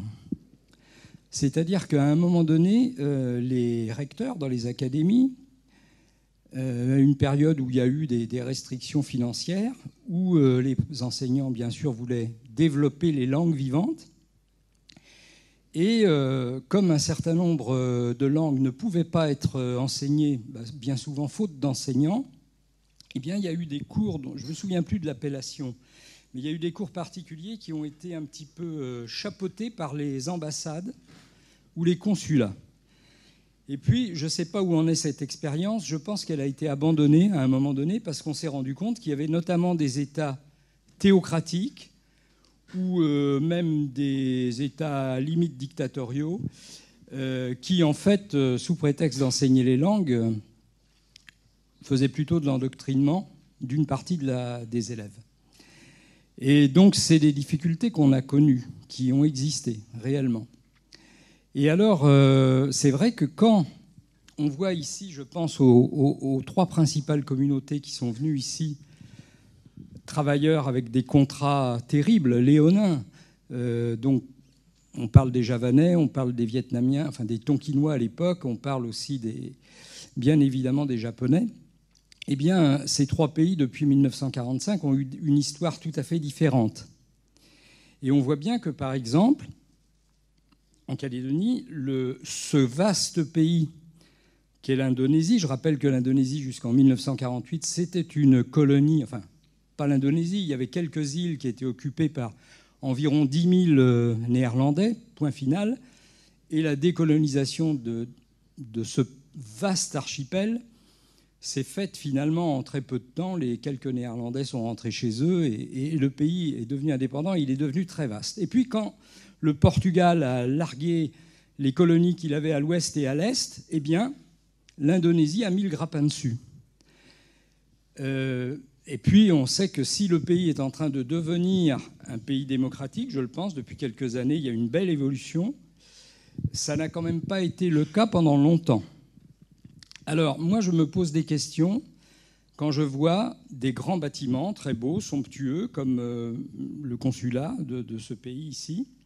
Et je me dis, quel rapport pour un pays qui veut absolument, comment dirais-je, amalgamer l'ensemble de ses communautés et l'ensemble de ses citoyens pour faire un pays nouveau, eh bien, comment les choses peuvent se jouer avec, je dirais, ces anciens pays? Voilà, c'est une question que je me pose et que je vous pose. Maintenant, je voulais dire quand même tout à l'heure, je pense que des bonnes personnes comme vous-même ou comme Christiane Terrier, vous travaillez à cette évolution de l'histoire et c'est formidable et je vous en remercie. Je vous remercie, c'est gentil comme tout. L'histoire de la communauté, entre guillemets, indonésienne. Et là, je parle sous le contrôle de Marcel Magui. Et de ce point de vue-là, passionnante. Parce que on voit vraiment que pendant des années et des années, on a effectivement l'arrivée de quelques personnes de Sumatra et l'arrivée de personnes de Java qui, à un moment donné, parce que le consulat se met en place, en fait, deviennent indonésiennes, au point où l'on dit maintenant les Indonésiens de Nouvelle-Calédonie. Mais les Indonésiens de Nouvelle-Calédonie, quand les gens sont arrivés, ils n'étaient pas indonésiens, ils ne parlaient pas le bahasa. N'est-ce pas, Marcel? C'est quelque chose qui, me semble, est arrivé après. Et là, il y a vraiment eu un travail, en fait, d'une identité particulière, nouvelle, qui a été extraordinaire et qui a été fondamentale, et orchestrée aussi par le consulat. Et c'est pour ça que l'histoire des associations communautaires, je reprends les mêmes mots, elle ne peut pas se faire sans l'histoire consulaire avec la Nouvelle-Calédonie. C'est vraiment une histoire de mobilité, une histoire d'interconnexion qui fait en sorte que la Nouvelle-Calédonie tisse des liens à l'extérieur et des liens extrêmement importants avec des réunions de diaspora qui peuvent se faire de très très lointaines. C'est pour ça qu'elles sont aussi un sujet d'étude en elles-mêmes et un sujet d'étude extrêmement intéressant. Mais là, on a vraiment, avec les Indonésiens de Nouvelle-Calédonie, on a vraiment l'exemple même du travail consulaire derrière et de l'importance effectivement de la mise en place des consulats en Nouvelle-Calédonie. Marcel, je ne sais pas si...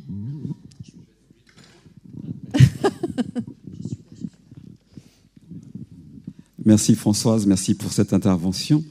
Alors je voudrais juste revenir sur le travail que nous avons fait ensemble avec le musée de Nouvelle-Calédonie et pour reprendre un petit peu la genèse de l'histoire des Javanais de Nouvelle-Calédonie, parce que je me sens plutôt Javanais de Nouvelle-Calédonie, mais français avant tout.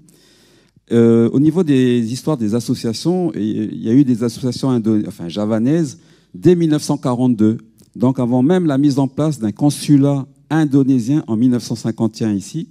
Et il faut savoir que ce consulat a été mis en place par le ministère du Travail et non pas par le ministère des Affaires étrangères, parce qu'il consistait à faire revenir en Indonésie, parce que l'Indonésie existait depuis 1945, en 1951, à faire revenir les travailleurs sous contrat javanais qui étaient venus en Nouvelle-Calédonie, qui n'ont pas pu rentrer à cause de la guerre et de la guerre d'indépendance en Nouvelle-Calédonie. Et donc, si nous avons travaillé en partenariat avec le musée, c'est avant tout pour faire connaître notre histoire, pour nous l'approprier, parce que j'étais aussi à la tête du centenaire indonésien en Nouvelle-Calédonie. C'était aussi pour nous-mêmes, c'est vrai, comme tu as dit tout à l'heure, c'était nous connaître avant tout. Et en nous connaissant, on a pu faire partager notre histoire à la Nouvelle-Calédonie. Et c'était avant tout un partage que nous voulons faire, et surtout pas une revendication comme la communauté des descendants japonaises. C'était plutôt un partage et faire connaître notre histoire pour nous partager et faire comprendre pourquoi il y a des Javanais ici en Nouvelle-Calédonie depuis cette année 120 ans.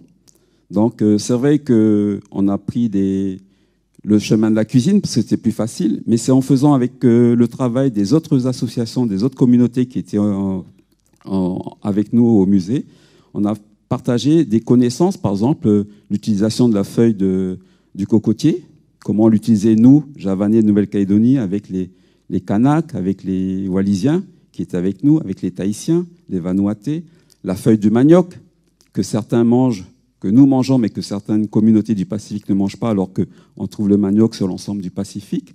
Comment nous utilisons la patate douce, le coco, le coco râpé, le lait de coco, etc. Donc c'était vraiment pour faire un partage et pour nous identifier, nous d'abord, pour nous faire mieux nous connaître et pour vivre ensemble sur ce territoire.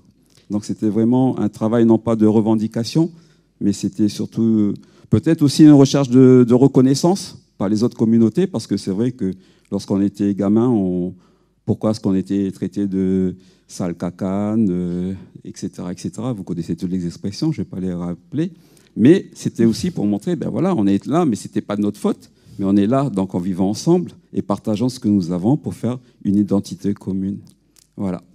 Merci. Merci Marcel. Il n'y a pas de revendication dans cette histoire particulière de l'amicale japonaise, il n'y a pas de revendication à part entière. Ce qui est très très particulier, c'est le fait qu'il y a eu une chape de plomb placée sur l'histoire. Quelque chose de tellement soudain qu'on a vraiment une chape de plomb se met en place et que donc il y a un travail pratiquement psychologique, mais qui est un travail pratiquement individuel, familial, etc., qui est mis en place après et qui porte à la résilience, en fait. Et ça montre à quel point, comme effectivement tu le disais, de pouvoir savoir qui on est, de se réapproprier les choses, va vers quelque chose d'une résilience et va vers quelque chose extrêmement important pour les gens, tout simplement. Et donc, c'est ce travail-là qu'il est important de faire aussi aujourd'hui.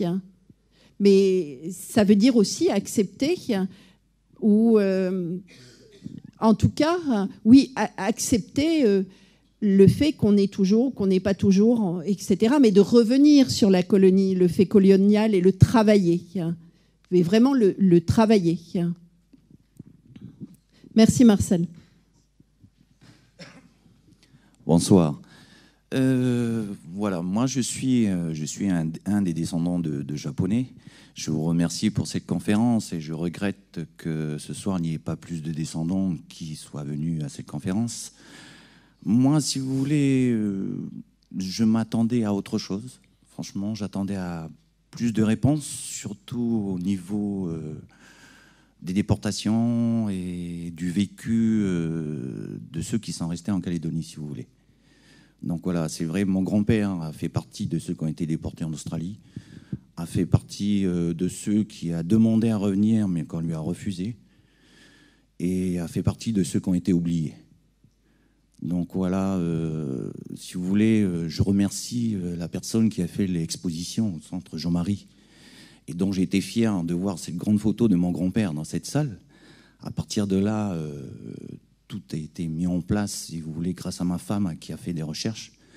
Parce que je ne vous cacherai pas que, étant descendant, du côté japonais, mais du côté mélanésien aussi, je ne suis au courant de rien. Moi et ma sœur, nous n'étions au courant de rien. Donc, grâce à ma femme, on a appris un peu plus sur notre histoire. Mais il manque encore des choses à savoir. Et donc, c'est pour ça, quand une délégation japonaise était arrivée sur le territoire suite à une conférence, j'avais posé la question, et qui a été répondue à côté, quand mon grand-père est rentré, comment a-t-il été reçu là-bas au Japon? Et j'ai posé la question du côté mélanésien, comment a fait ma mère, mon oncle, ma tante, ainsi que ma grand-mère pour survivre? J'attends toujours la réponse. Donc j'ai l'impression que c'est quelque chose de tabou, qu'on n'a pas envie d'en parler, qu'on a un peu honte. Et ben voilà, j'aurais pensé à apprendre plus ce soir. Mais bon, votre conférence était quand même bien. Et vous parliez de destin commun. C'est pas évident, je vous cacherai pas, c'est pas évident pour nous les métis. La dernière fois, il y avait plus de monde, il y avait une conférence sur le métissage. J'ai trouvé qu'on a tourné un peu autour du pot. C'est vrai, les associations identitaires, communautés et compagnie se sont créées, mais on parle de destin commun, mais déjà avant de parler de destin commun, faudrait savoir d'où on vient et quelle est notre histoire avant de mettre en place ce genre de truc. Donc voilà, je vous remercie encore. Merci à vous.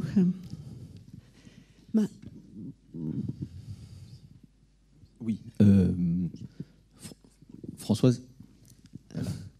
Bonjour, merci pour ta conférence. Merci d'ouvrir des pistes de réflexion sur le sujet. Je voulais juste revenir sur une anecdote que tu as racontée qui, pour moi, je trouve assez caractéristique aussi. Quand tu demandes à la communauté japonaise, quand on leur demande voilà, est-ce que vous pouvez montrer quelque chose, et qu'ils répondent qu'est-ce qu'on va montrer, on est calédonien. Alors ça paraît comme une évidence, Mais finalement, aurait-il trouvé la recette magique du destin commun?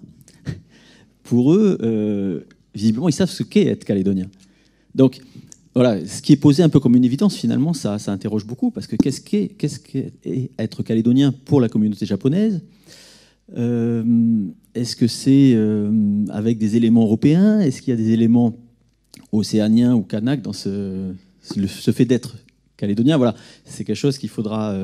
chaque communauté, je pense, a le sentiment d'être calédonien, et c'est quelque chose à étudier, finalement, comment on se perçoit en tant que communauté, finalement, calédonien. Voilà, une petite réflexion. Merci pour la question, mais là, je peux difficilement vous répondre. Peut-être que Marie-Jo Michel peut vous répondre à cette question.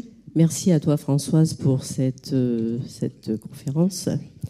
Merci à tous les participants et à toutes les questions qui se posent et auxquelles tu peux répondre. Personnellement, et au sein du groupe des descendants de Japonais, nous avons été très très souvent invités à montrer notre folklore au moment de kermesse. Je veux parler de la folklorisation donc que tu as abordée, mais il faut savoir que la communauté des descendants de Japonais s'est retrouvée en 1940-41 sans héritage culturel. À l'époque, on ne parlait pas de culture, ce n'était pas un concept. Nos grands-parents étaient venus pour des raisons économiques et il fallait retrousser les manches et on partait à la mine le matin à 6h et on rentrait le soir à 6h.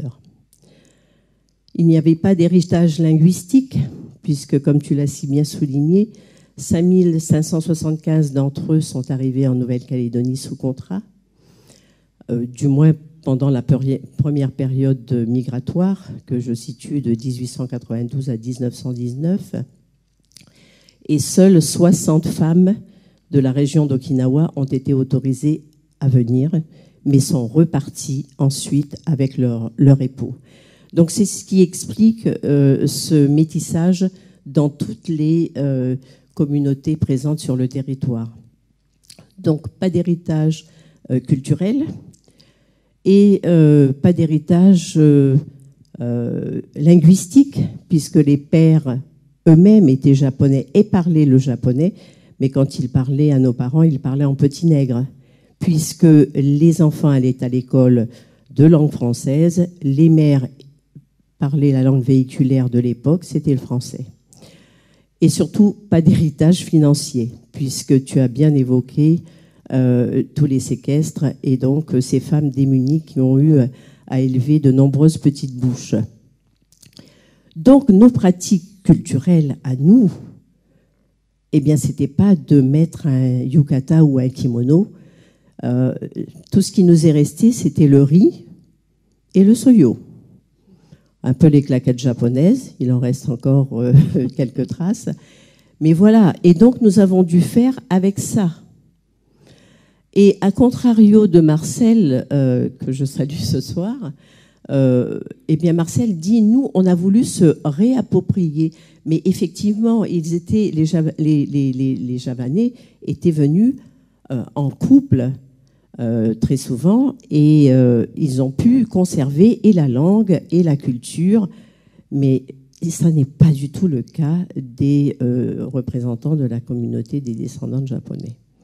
Voilà. Donc on s'est refusé, c'est ce que je disais à Laurent Edo, qui est intervenu tout à l'heure, on s'est refusé à faire semblant, tout simplement.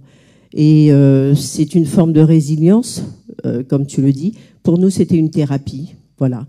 On est là avec tous nos métissages, on vit avec. Et est-ce que être calédonien, c'est coup de chasse, coup de gueule et coup de pêche? Nous, on aime tout ça. Voilà, tout simplement. Merci Marie-Jo. Si je peux me permettre, il y a des choses extrêmement intéressantes qui se passent aussi de votre côté, qui est le fait de nommer maintenant, il y a eu un arrêt de la distribution des noms japonais, et le fait de nommer maintenant, de renommer ou de nommer les enfants avec effectivement de renouer avec les noms japonais des ancêtres, on va dire. Et là, on est vraiment dans quelque chose, effectivement, d'une récupération dans le bon sens du terme, ou pas, c'est pas un jugement, mais de l'appartenance et du lien à l'histoire et au passé. Oui, eh ben ça, on le retrouve. C'est vrai que quand on a des petits-enfants, des arrière-petits-enfants, on donne toujours un prénom japonais qui ne vient pas en premier prénom, mais qui vient en deuxième prénom. Il y a aussi le fait que nos petits-enfants vont apprendre le japonais. C'est encore un autre lien. Mais c'est surtout que quand on a affaire à la société de consommation, eh bien, on aime bien acheter tout ce qui est japonais.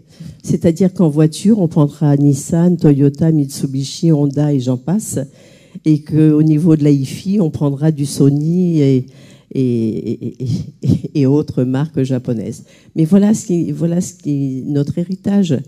Mais je crois que l'affreux Jojo, ce matin, a bien dit tout ce qu'il avait ressenti, c'est que tout simplement, on demande d'être simplement reconnu. Et puis maintenant, s'il y a des excuses, ben, on les appréciera, mais voilà. Merci Marie-Jo. Merci Françoise pour la qualité de cet exposé et surtout pour la précision historique sur le cas japonais et en particulier pour avoir profité de ce cas pour poser une question d'actualité. Et surtout, ce n'est pas l'histoire des Japonais, si j'ai très bien compris, c'est cette dérive qui consiste à une folklorisation de la société calédonienne au travers d'institutions qui auraient pu aider à mettre en place de nouvelles marches vers le destin commun. Et si j'ai bien compris la dernière partie avec l'inquiétude sur le rôle des institutions, notamment l'université et ses historiens qui ne s'intéressent pas à ces histoires qui doivent constituer cette histoire, et aussi comment ces communautés sont entrées à l'école. Quand on connaît le rôle de l'école, de l'université dans la formation des citoyens de demain, n'y a-t-il pas lieu de craindre que le destin commun ne puisse pas se construire sur des bases très solides? Ça, c'est à la fois une remarque et une question. Et deuxièmement, en tant qu'universitaire, en tant qu'anthropologue, comment voyez-vous les correctifs qu'on pourrait apporter, puisque c'est des institutions qui, quand même, ont des engagements et des responsabilités à prendre pour la formation des citoyens de demain? Oui, c'est une bonne question, comme on dit. Merci. Moi, je pense qu'il faut multiplier les recherches à l'université, faire travailler les étudiants sur leur propre histoire et multiplier les recherches dans ce domaine-là. Or, pour l'instant, ça me semble-t-il, en tout cas, ça n'est pas le cas. Ça, d'une part. D'autre part, il faut aussi travailler de manière beaucoup plus accrue à l'université sur les théories de l'histoire. Vraiment œuvrer, réfléchir sur qu'est-ce que c'est que l'histoire en contexte colonial, qu'est-ce que c'est que l'histoire en contexte décolonisé ou pas, mais en tout cas de travailler sur ces théories. C'est pour ça que j'avais cité effectivement la question des régimes d'historicité ou bien de multi-histoire. Ce sont des historiens qui travaillent là-dessus. Or, l'impression qu'on a, c'est que ces questionnements-là n'arrivent pas en Nouvelle-Calédonie. Ensuite, comme on a tous les outils, c'est que l'université peut d'une part travailler effectivement sur ces questions de recherche et des questions théoriques, mais aussi pouvoir, avec en particulier l'ESPE, la formation des enseignants qui touche directement en fait les enseignants par eux-mêmes, pouvoir donner à manger, d'une certaine manière, donner à manger au manuel scolaire. En fait, l'université doit avoir un rôle dans la production d'histoire pour les manuels scolaires en Nouvelle-Calédonie par le biais de l'ESPE et dans une sorte de réflexion globale entre universitaires, aussi bien l'université qu'à l'ESPE, mais aussi tous les relais, puisque les relais sont là et que les liens sont là, tous les relais aussi avec les enseignants qui, eux, sont directement sur le terrain, on va dire, et toutes les problématiques didactiques, etc. Cette richesse-là, qui est une richesse absolument énorme, et on s'en rend compte de plus en plus, il y a vraiment des réflexions énormes sur la didactique, sur la manière d'amener les choses, sur la linguistique, etc. Cette richesse-là, on l'a en Nouvelle-Calédonie. Elle est là. On a les outils pour faire justement cette production-là. Ça existe. Après, la question qui se pose, c'est un peu comme la question de la diaspora, et là je vais aller loin, c'est arrêtons de parler de culture.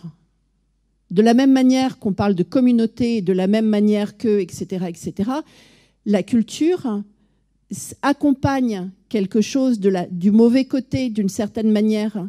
Ça ne veut rien dire, la culture. Or, on a des ouvertures où on va parler de cursus par rapport à quelque chose d'une culture. Mais en anthropologie, par exemple, le terme culture, c'est un mot qu'on n'emploie pas parce que c'est tout et n'importe quoi, la culture. Et là, on rejoint quelque chose. Ça ne veut pas dire qu'on ne doit pas mettre en place des choses culturelles. Ce n'est pas ça que je veux dire. Mais ça veut dire que ça ne doit pas... Ce n'est pas une sorte de pot pourri qui ne veut rien dire, qui doit être prédominant. Mais qu'à l'intérieur, il faut être rigoureux et aller voir beaucoup plus précisément et travailler beaucoup plus précisément les termes de recherche, les sujets, etc. Voilà ce que je peux répondre en allant un peu loin par rapport à mon institution. Bonsoir. Pierre Olépa, je suis là, oui, à côté du monsieur Castejean. Je voulais vous remercier parce que c'est important de reparler, de remettre en perspective le présent colonial, parce que je pense que c'est quand même de ça qu'il s'agit, et que la question coloniale, elle fonctionne actuellement que si on parle de déconstruction. Décolonisation, ça veut dire aussi... ce que vous avez indiqué, c'est la question de l'histoire assumée. Et pour le moment, je pense qu'on a beaucoup de mal à assumer cette histoire-là. Tout à l'heure, Gérard a parlé de Gilles Manseron. Je pense que c'est quand même intéressant de remettre en perspective l'histoire coloniale française. Et cette résilience, elle peut fonctionner qu'avec l'État colonial. Donc, elle fonctionne aussi dans notre capacité à dialoguer avec l'État sur ces questions qu'on a en commun, en l'occurrence cette histoire. Première chose. La deuxième chose, c'était, vous parlez beaucoup de l'histoire à l'école, l'histoire en termes de recherche. Je pense que dans ce pays, ce qui manque, c'est des sciences sociales et des sciences humaines qui aident à la gouvernance, pas uniquement dans la science. Si c'est seulement circonscrit au niveau de la science, on écoute les avis d'experts et puis on en fait des beaux rapports qui restent dans des placards. Je pense que ce qui est important, si on est anthropologue, si on est sociologue, géopoliticien, etc., politologue ou historien, c'est notre capacité à aider à ce que la gouvernance change un petit peu les politiques publiques, et notamment dans un pays comme le nôtre, où on a besoin d'un peu plus que des festins communs et autres. Donc, je suis un petit peu... comment dire, c'est la fin de soirée, je suis un peu fatigué, pardon, je mets pas trop de gants. Mais je pense que l'histoire, elle fonctionne que si elle fonctionne avec d'autres sciences sociales, et que ces sciences sociales-là, elles sont des outils d'aide à la décision. Et ça peut pas fonctionner si on change juste les programmes. Les programmes, c'est en bas, c'est dans l'opérationnel, c'est dans le service public. Il faut penser en haut, et en haut, c'est le stratégique, c'est les élus. Est-ce que nos élus, ils assument la démarche que les scientifiques font ? Est-ce que les élus assument les démarches des associations quand elles décident de ne pas aller dans la folklorisation ? Est-ce que les élus arrivent à avoir une visibilité dans l'avenir de ce qui fera société et de ce qui fera culture ? Parce que c'est mon troisième point, contrairement à vous, moi je pense que ce qui nous manque, c'est au-delà de faire société, c'est de faire culture. Oui, merci. je ne sais pas très bien ce que ça veut dire de faire culture, hein, mais bien évidemment, vous avez raison. Hein, mais là, il s'agit d'une petite part. Hein. Là, vous ouvrez le débat à des disciplines qui à la fois ne sont pas les miennes, mais en même temps, ce qui est important, c'est de former aussi des étudiants qui vont pouvoir continuer. La question du est-ce qu'on est dans une colonie ou est-ce qu'on n'est pas dans une colonie, c'est une question extrêmement embêtante et qui ne peut pas se régler comme ça. Ça dépend de l'échelle, ça dépend de où on se place, bien évidemment.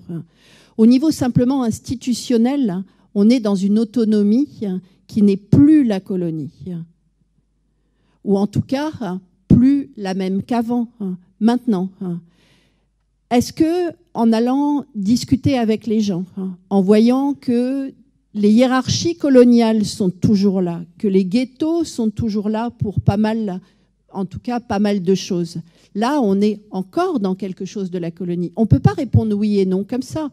On est vraiment dans des limites d'échelle. Ça dépend de où on regarde, comment. Mais c'est toute la complexité, effectivement, pas simplement du jeu politique. C'est toute la complexité, effectivement, de ce qu'est une société ou ce que sont des sociétés groupées sous une institution. En tout cas, c'est ce que je voulais vous dire par rapport à la colonie. C'est une question qui revient régulièrement. Est-ce qu'on est encore dans une colonie? Est-ce qu'on ne l'est pas? Oui et non. Ça dépend de où on regarde. Ce qui est normal. Hein. Bien, je vois que la salle s'est progressivement vidée, donc on va peut-être conclure ici et maintenant. Il y a un certain nombre de documents qui ont été cités pendant ton exposé. Je pense à Feu nos pères, Amérante et d'autres ouvrages ou films. Je le redis, je l'ai un peu signalé en introduction, mais je le redis là. Il y a évidemment ces documents qui sont disponibles à la médiathèque et qui permettront peut-être à ceux qui ne connaissent pas très bien l'histoire des Japonais en Nouvelle-Calédonie d'en savoir un peu plus. Et puis, il y a une vraie question qui demeure. Quand la conférence d'aujourd'hui sera projetée dans Terre de mémoire d'ici une quinzaine d'années, présentée par Pierre Ouellepa, comment la société calédonienne percevra ce qui a été dit aujourd'hui. Nous le verrons bien, ou pas d'ailleurs. Hein.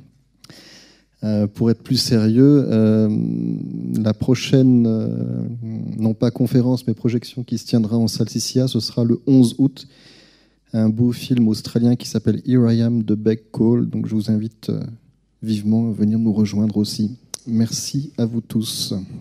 Merci beaucoup.